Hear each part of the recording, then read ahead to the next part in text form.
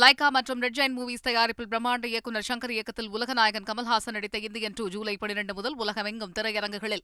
காவல்துறையில் law and ஆர்டருக்கும் அதே போல் உளவு பிரிவுக்கு இடையில் ஒரு ஒருங்கிணைப்பு இல்லை, இதுதான் பிரச்சனைகளுக்கு காரணம் அப்படின்னு நிறைய விமர்சகர்கள் வைக்கக்கூடிய வாதமாக இருக்குது. இதை ஒருங்கிணைக்கிற மாதிரி தான் டேவிட்சன் தேவாசீர்வாதம் உள்ள கொண்டு வரப்பட்டிருக்கிற ஏடிஜிபியாக. இந்த ஒருங்கிணைப்பு இனி எப்படி நடக்கும்? நிச்சயமாக இந்த தற்போது நியமிக்கப்பட்டிருக்க ஏடிஜிபி டேவிட்சன் ஆசீர்வாதம் அவருடைய அந்த ஆர்டர் சீனியாரிட்டி பாத்தீங்கன்னா அவர் சீனியர்ல இருக்கிறாரு. எனவே இவர் ஏற்கனவே உளவுத்துறையிலே அனுபவம் பெற்றவர். அதனால சட்டம் ஒழுங்கு இன்னும் சிறப்பாக கையாள முடியும் அப்படிங்கிற ஒரு நோக்கத்துல அவர் பணியிட மாற்றம் செய்யப்பட்டிருக்கலாம். ஏனென்றால் உளவுத்துறையில் ஏற்கனவே இருந்தாங்கன்னா கண்டிப்பா மாவட்ட எஸ்பி முதல் அந்த ரேஞ்ச் டிஐஜி ஐஜி உள்ளிட்ட அடிக்கடி தொடர்பு கொள்ள வேண்டிய நிலைமை இருக்கும். அதே போல ஒவ்வொரு மாவட்டத்தின் தன்மை, அங்கு நடைபெறக்கூடிய குற்றங்களின் தன்மை, அதற்கு அடுக்கக்கூடிய அதை எடுக்கக்கூடிய நடவடிக்கைகள் உள்ளிட்டவற்றில் மிகுந்த கவனம் செலுத்துவார்கள். அதே போல அடிக்கடி அறிவுரையும் கூறுவார்கள்.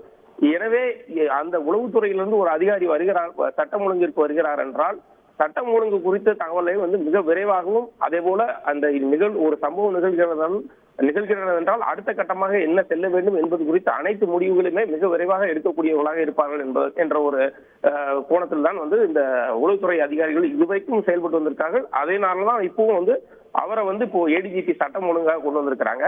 எனவே சட்டம் ஒழுங்குல பணியாற்றக்கூடியவங்க தொடர்ந்து மாநிலத்திலோட இருக்கக்கூடிய அத்தனை எஸ்பிக்களோடையும் கண்ட்ரோல்ல இருப்பாங்க.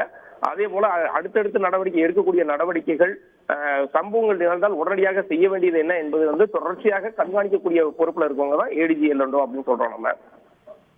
சதீஷ்மணி, இப்போ இந்த நிகழ்வை தொடர்ந்து இப்போ பத்திரிகையாளர்களாக ஒரு பார்வை வச்சாங்க, காவல்துறையிலே பெரிய மாற்றங்களை கொண்டு வரணும் அப்படின்னு. காவல்துறையில் குறிப்பாக சட்டம் ஒழுங்கு பற்றியெல்லாம் இன்றைக்கு விவாதம் முதலமைச்சர் தலைமையில் நடக்க இருக்கிறது.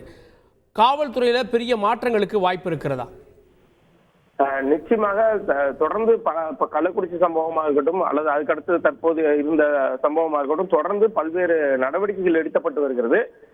ஒரு காவல்துறை என்பது பாத்தீங்கன்னா உங்களுக்கு நீங்க ஒரு நிகழ்வு நடக்கிறது என்றால் உடனடியாக அதற்கு அடுத்த கட்டமாக எடுக்கக்கூடிய அனைத்து நடவடிக்கைகளும் மிக விரைவாக எடுக்க வேண்டும்.